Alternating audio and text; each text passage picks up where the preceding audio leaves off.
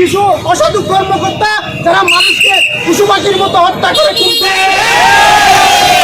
লোককে ইয়াবা অস্ত্র ভাসিয়েছে, যারা জুলুম করেছে, লাভ যদি বন্ধ ছিল এর বিরুদ্ধে প্রতিবাদ করেছি, আমার শুধু প্রতিবাদ ছিল এই টেকনাফ এবং কক্সবাজার জেলার মানুষের বিরুদ্ধে, তাদেরকে অন্যায়ভাবে হয়রানি করে জেলখানায় পাঠিয়েছে। যে মামলা দিয়ে আমাকে ফাঁসানো হয়েছে ওই মামলার কোনো ভিত্তি নেই, একটি ষড়যন্ত্রমূলক মিথ্যা মামলা।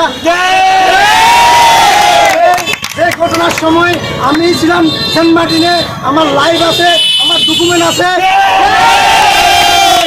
আপনারা পুলিশ বের করতে পারেন। আমি ওই ঘটনার সাথে যদি বিন্দু পরিমাণে যদি সংশ্লিষ্ট থাকি, আমি আপনাদের সামনে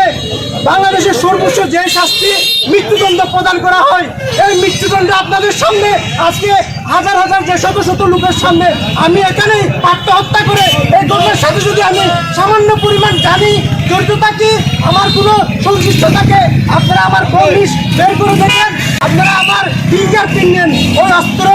এবং ওই মাদক আমি যদি ধরে থাকি, শুয়ে থাকি, জেনে থাকি, আল্লাহ আমাকে এখানে মৃত্যুবরণ করুক, আমি ওই ঘটনার সাথে কোনো দিন